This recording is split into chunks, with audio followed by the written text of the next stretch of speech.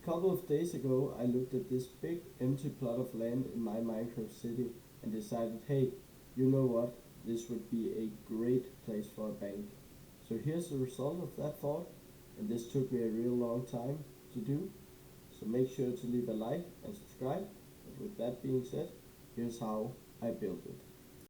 The plot of land I used for this bank is 74 blocks long and 46 blocks across, so a decent size to be sure. I wanted the building itself to be a little bit pushed back from the pavement, about 10 blocks in this case. From here I started with the foundation. For this I used polished andesite. My first thought was to make the entire foundation out of a bunch of raised windows, and while this idea stuck, I changed the design a couple of times. The final design was 2 glass panes and then 2 andesite blocks. But I knew we would need a way up to the first floor, which is the main part of the bank, and before I even started I knew that this would need to be a wraparound staircase design, so that is why the back of the bank is wider than the smaller front. For the next step, I wanted the bank's foundations to look a bit more sturdy and pronounced, so I decided on a layer of stone topped with stairs going all the way around the building. Now, the staircase was something I really struggled with, and this was mostly due to its weird curved nature, which isn't easy in a block game like Minecraft. Here I tried using a pixel circle generator to give me an idea of the general shape, but I ended up needing to polish it a bit myself. And in the end I think I came up with something that looks pretty dang good. When I think of a grand bank in a major city, I think of giant white pillars, like in Roman or Greece architecture, so of course my bank would need those as well.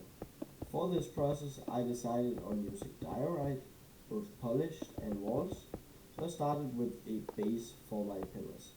This was going to make them look somewhat believable, and then from there I took some walls and ran them up along a pillar of normal blocks. From there I played around with some sort of fence, but it didn't work out, so I scrapped it. Then I built the rest of the pillars, totaling 4. With the pillars all in place, I could begin building some of the roof. And why I only say some, you'll see a bit later. I started with 2 layers of stairs, one layer normal and the other upside down. This was to give the illusion of depth in the roof. Then I added a layer that would become quartz pillars, followed by an overhang. Above this overhang I made a triangular roof out of slabs filled out with quartz in the front, and in the end it looked something like this. The rest I will finish a bit later, but for now it's time to build the bank itself, not just the facade. Starting with an outline of the front walls, but a building of course isn't complete without a door. So of course I made space for that. Here I again experimented with window sizes for a while before arriving on the used design. I decided that I was going to go with a door that was already open because I wanted a big one, not just Minecraft's tiny 1x2 doors. And after a while the front was completed and I could continue work on the roof, mainly just extending slabs all the way into the building.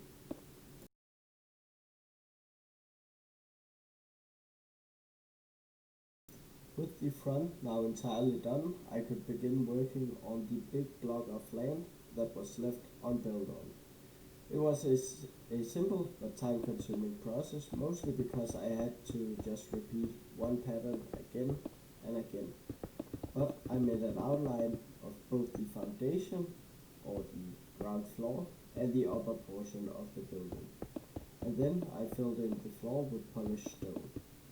I also decided on running a layer of upside upside down stone stairs along the top of the ground floor, and I continued the block of stone with a stair on top pattern all the way around the bottom.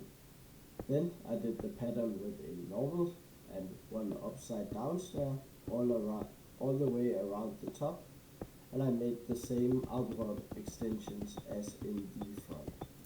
Remember when I said that I was only doing a part of the roof earlier in this video? Well, this is why. For the rest of the roof, I went with deep slabs, and I just went around and around in circles with these bad boys. I did this until they touched in the middle. Then it was time to match this part of the roof with the front part of the roof, which has a slightly different design. This wasn't an overly complicated process. I just had to push in parts of the main roof and extend some of the front.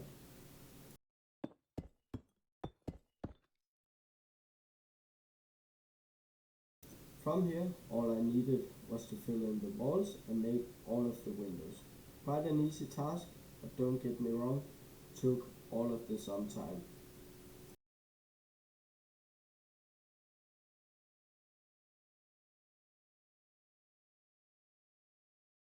And with that, I had just built a massive bank. So if you enjoyed the video, make sure to drop a like, comment, and subscribe, and I'll see you next time.